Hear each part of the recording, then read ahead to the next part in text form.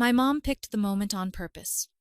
It was Sunday, January 18th, 2026, 3:47 p.m., and we were at their house in Neepville, Illinois, because my dad had texted dinner at 4:00. Kids can play downstairs. Normal bait. My daughter Whitney was on the living room rug with her coloring book, tongue tucked out in concentration, drawing a lopsided rainbow over a stick figure family. She's 6. She still believes adults say what they mean. My son, Miles, was at the coffee table lining up Hot Wheels, like he was building a tiny traffic system. My sister Susan's kids were there too. Liam, 9, and Evie, 7, already loud, already climbing furniture like it was a gym.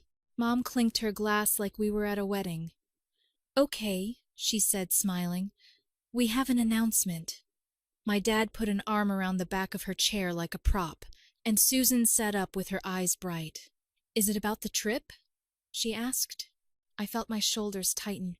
"What trip?" Mom waved a hand. "Oh, we didn't tell you yet. We're taking the grandkids to Hawaii in March." Susan actually squealed. "Stop! Are you serious?" Evie shouted, "Hawaii!" Whitney's crayons stopped moving, and she looked up, quiet and alert, while Miles echoed, "Why?" "Because he copies sounds more than meaning." Mom laughed. Yes, a big family treat." "A reward," Dad added, nodding like he was approving a budget. Susan leaned forward. "Which island?" "Honolulu," Mom said. "Beach, pool, luau, all of it." Whitney's whole face changed hope. Immediate. "Mommy," she whispered like she didn't want to jinx it, "can I see the ocean?" I turned my head slowly toward my parents. "All the grandkids?" Mom's smile stayed in place. "Well, there it was. The little pause, the setup," I said. "Mom." Susan's mouth twitched like she knew something I didn't, and Dad cleared his throat. "We're taking Susan's kids." I blinked once. "And mine?" Mom's eyebrows lifted like I was being silly. "No, honey." Whitney's crayon rolled off the paper and onto the rug. My chest went cold. "What do you mean, no?" Mom said it like she was explaining a parking rule. "It's a reward for good behavior. Your kids are too difficult." I didn't hear the next few sounds correctly because my brain was busy doing that thing where it counts 2 kids, 2 little faces, 2 sets of ears. Whitney's eyes were huge. She didn't cry. She just asked, very softly, "Am I bad, Mommy?" My mouth went dry so fast it felt like sandpaper, and my hands went numb. My mom kept talking. "Now, Christina." My name sounded wrong in her mouth. "Don't start. We're not punishing anyone. We're just choosing peace." Susan's voice slid in, sweet and sharp. "It's only fair. Mom and Dad deserve a relaxing trip." Whitney's lower lip trembled, and Miles looked up at Whitney, then at me like he could sense the air shifting. I stood up, not fast, just up, and walked to Whitney, lifting her into my arms. She was light and warm and suddenly shaking, and I pressed my cheek to her hair. "No, baby," I said low. "You are not bad. Not ever." She clung to my neck. "Then why?" I cut it off gently. "Because Grandma and Grandpa are confused about what love looks like." My mom snapped. "Christina!"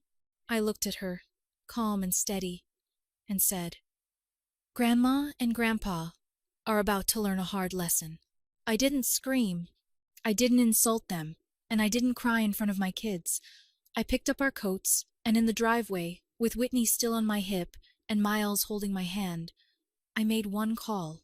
I called my estate attorney, and when she answered, I said, "Hi, Denise.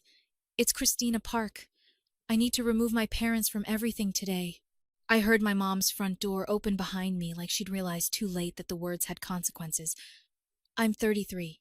I'm a pediatric occupational therapist at Edward Hospital, and I live in Aurora, Illinois, in a 2-bedroom rental that smells like Cheerios and laundry detergent. My husband Ben died 3 years ago. September 2022, on Route 59. A drunk driver crossed the line one call. A sheriff at my door. A life split in half. After Ben died, My parents didn't step in the way people imagine they stepped in the way they like, with control. When I was pregnant with Whitney, my mom threw me a baby shower and wrote the thank you cards herself because she said my handwriting looked messy. It framed it as help. It was practice. When Ben died, my parents started saying things like, "You need structure. You need support. We're only thinking of the kids." It sounded loving, until you realized the hidden sentence was, "and we decide what that means." I swallowed a lot because I was tired, because grief makes you negotiable, because I needed childcare sometimes when my shifts changed. I thought it was temporary. It wasn't. Incident 1, December 2023. Whitney was 4 and in the middle of a sensory meltdown in Target because the lights were too bright and someone's cart kept squeaking. I crouched with her by the shelves, doing my slow breathing the way I literally teach parents at work. My mom stood over us and hissed, "If you just disciplined her, she wouldn't do this," Whitney heard. She got quieter, like a light dimming, and whispered, "I'm sorry." I drove home with my hands locked on the steering wheel, thinking, my kid learned that comfort costs an apology. Incident 2, April 2024. My dad helped by paying for Whitney's preschool deposit, $250, and I thanked him. 2 weeks later, he texted me. "Since we're paying, we'd like to be on the pickup list." I said no. "That's not necessary," he replied.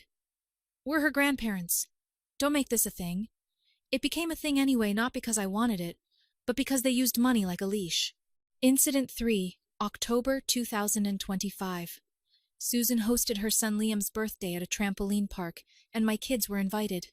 Whitney got overwhelmed and asked to sit with me in the quiet corner, while Miles started crying because he wanted a different slice of pizza. My mom leaned down to me and said in her reasonable voice, "See, this is why your kids don't get invited places." I stared at her. "They're children." She smiled like I was naive. "Some children are easier." "That's the family language, easier. Smooth. Don't make a scene. Be flexible." We all decided. Susan is the golden child. Always has been. She's 31, married to a guy who thinks grilling is a personality trait, and she lives 5 minutes from my parents, dropping her kids off like my parents are a service. My kids are mine. They're sensitive. They're loud. Sometimes they're normal. And they're grieving kids, too. Whether my parents admit it or not, Whitney still says sometimes, "Daddy would like this," when she sees something silly like a dinosaur toothbrush. Miles barely remembers Ben, but he knows what a missing person feels like. He knows it in his body. And my parents hate anything they can't manage with a smile. So when my mom said Hawaii is for good behavior, it wasn't new. It was just the first time she said it in front of Whitney. That night, after I tucked Whitney in, she asked, "Do I have to be quieter?" I sat on the edge of her bed, her bunny tucked under her arm, and said, "No, you have to be you." She swallowed. "Grandma likes Evie more." I felt something sharp in my chest and said, "Grandma doesn't get to decide your worth." She nodded like she understood, but her eyes didn't believe me yet. When both kids were asleep, I opened my laptop and pulled up my adult life folder. I had one because Ben's death taught me something brutal. Paperwork is the only language some people respect. I found my estate documents from 2023. It was basic, but it mattered. My parents were listed as successor trustees on the kids' trust, guardians in the event something happened to me, and emergency contacts everywhere. At the time, I told myself it was logical. They were stable. They had a house, a retirement, the right kind of image. Now, I pictured Whitney at 6 being told she was too difficult, and I imagined my mom raising her with that same polished cruelty. I opened my phone and started collecting receipts like my life depended on it, because, in a way, it did. I screenshotted the family group chat from that afternoon. My mom had posted, "Hawaii in March. Reward for kiddos who behave." Susan responded, "Liam and Evie are going to lose it." Then my mom in writing, plain as day, "Not bringing Whitney and Miles. Too hard. We need peace." I stared at it until my eyes burned. Wave 1 started the next morning. My dad called at 7:02 a.m. I didn't answer. He texted, "We need to talk. Your mother is upset." Susan texted at 7:15. "You embarrassed Mom. You could have handled it privately." Privately? So Whitney wouldn't hear? No. Privately so they wouldn't be witnessed. My mom left a voicemail at 9:30. Her voice trembling with performative pain. "Christina, I can't believe you threaten us because we're trying to have a nice trip. We love those kids. You're overreacting." I listened once, then I saved it. Then I emailed it to myself. Wave 2 came fast. Wednesday, January 21st, 2026, my mom showed up at Whitney's pickup. I found out because the office called me at 2:58. "Hi, Miss Park, your mother is here. She says she's on the pickup list." My stomach dropped. "She is not." The secretary hesitated. "She says she's been picking up before." "She has not," I said, and my voice went very calm, the way it gets when something becomes an emergency. "Do not release my child to her." When I arrived, my mom was standing by the front doors like she belonged there. Pearls, nice coat, smile set. "Oh, good," she said. "There you are." I said, "Why are you here?" She blinked, offended. "To pick up Whitney. I thought you might be emotional. I thought you might need a break. Show me the form." She smiled, stiffened. "Christina, show me." She didn't, because she couldn't. She tried to touch my arm. "Honey, don't do this." I stepped back. "Stop." Whitney walked out holding her teacher's hand. She saw my mom and froze. My mom softened her voice instantly. "Hi, sweetheart. Want to go get a treat with Grandma?" Whitney's fingers tightened around her backpack strap. She looked up at me like she was asking permission to exist. I crouched. "You're coming with me," I said. My mom snapped, just a flash. "See? Difficult." Whitney heard it.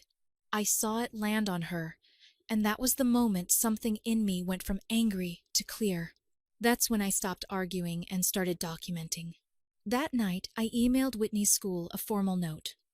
Grandparents are not authorized for pickup. Only me and my sister-in-law Ben's sister, Tessa, are approved.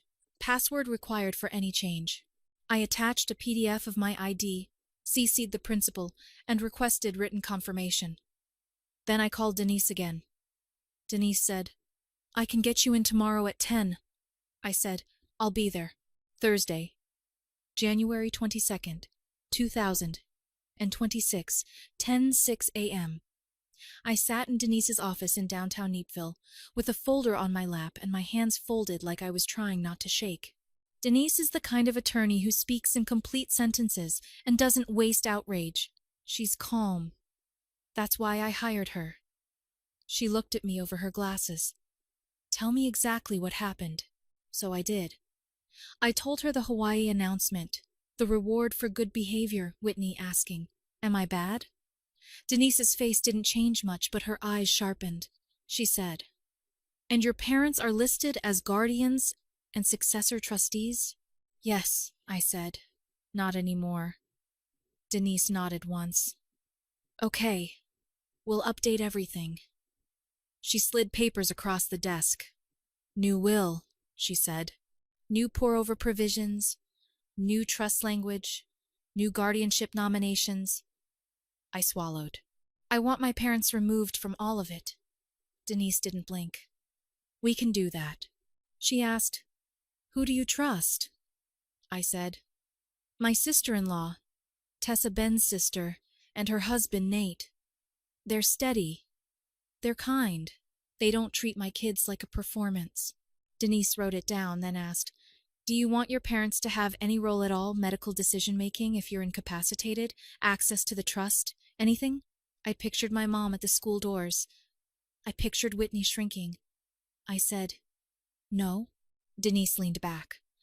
"Then we do no fiduciary role, no access, no discretionary distributions, no visitation language, no family consultation clauses. Clean." My mouth went tight. I also want them removed as beneficiaries. Denise paused. They're beneficiaries? I nodded. My life insurance was set up after Ben died. I added them as contingent because I didn't know what I was doing and I was scared. Denise said, We'll change the beneficiary designation too. That's separate paperwork. But we'll do it. My hands went cold again. Not fear. Relief mixed with grief. The feeling of cutting a cord you thought you needed. Denise tapped the papers. You understand what this means, Christina. I do, I said. It will likely cause reactions, she said carefully. I almost laughed. They're already reacting. Denise gave a small nod and pushed the pen toward me. I signed page after page, initial after initial, at 11:03 a.m. Denise notarized the final documents. She handed me a copy packet and said, Now, do you want me to send a letter? Yes, I said immediately. What do you want it to say? I didn't give a speech. I didn't workshop a paragraph. I said one sentence. Tell them they are no longer authorized for anything involving my children, and any attempt to pick them up or access accounts will be treated as interference. Denise's eyes lifted. Okay. At 12:18 p.m., my phone lit up. Susan. Mom says you're doing something crazy. Me. Don't contact my kids. Susan. Are you threatening us?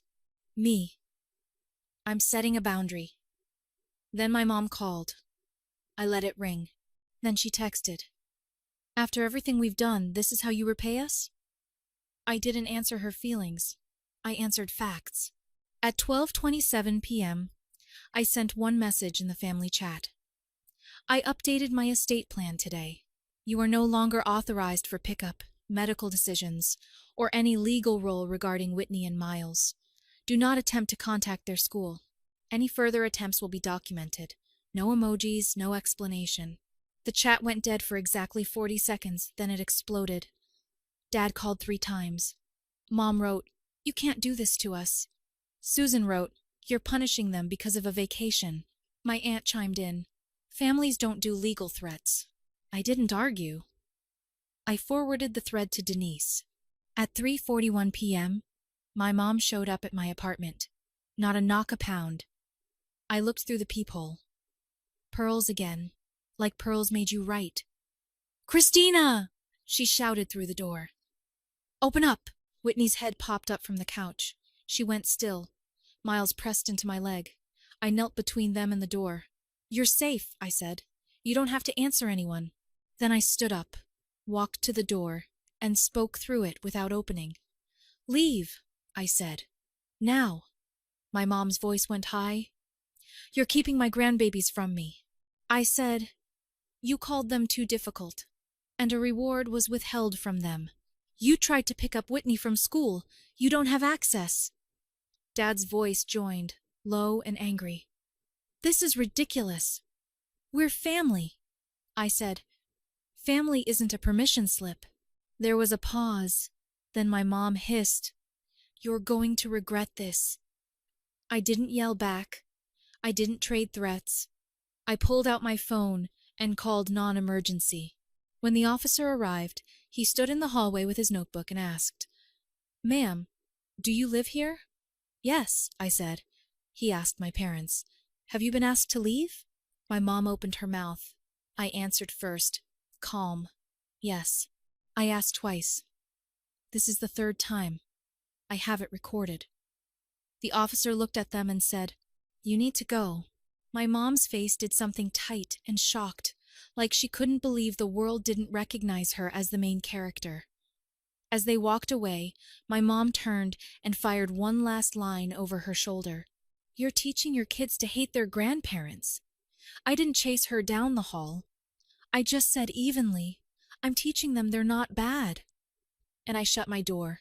The next morning, Whitney ate her cereal without watching my face for weather updates. That mattered more than any apology. On Saturday, we went to the library. Whitney picked a book about ocean animals. She sat on the beanbag and said, Look, Mommy, a sea turtle. Miles ran his fingers along the fish pictures and made his little car noises, normal, quiet, safe. My parents tried one last tactic on Monday. A gift showed up on my porch, 2 kids' snorkeling sets in a big glossy bag, like a bribe wrapped in plastic. There was a card in my mom's handwriting. For when you calm down, love, Grandma, and Grandpa. Whitney saw the bag and her face tightened. Is that from Grandma? I whispered. Yes, she whispered. Do I have to say thank you? No, I said. You don't owe anyone gratitude for being hurt. I picked up the bag, walked it to my car, and drove it straight back to their house. I left it on their porch. No note, just returned. That evening, Denise emailed me. Letter sent. Delivery confirmed. I printed the confirmation and put it in my receipts folder, because that's what I do now. I don't debate reality with people who benefit from my silence. I don't let my kids audition for love. Susan still posts beach countdown pictures. My mom still tells people I'm going through something. They can tell whatever story helps them sleep. My boundary stays the same. My kids are not too difficult. They are children. They are grieving. They are human. And access to them is not a family right. So when Whitney asks, sometimes in a quiet moment, am I bad? I look her straight in the eye and say, no, baby, not ever. Then I add the part my parents never learned. Love doesn't require you to disappear. And when my phone buzzes with another message that tries to drag me back into the old roles, I put it face down and keep making dinner. I'm not available for that. What this story teaches, this story shows that protecting children from emotional manipulation isn't optional, it's survival. When adults exclude kids publicly and call them too difficult, they're teaching those children their worth is conditional. The most powerful lesson is that boundaries need legal backing when words fail. Documentation, updated guardianship papers, and school authorization changes aren't dramatic. They're necessary shields.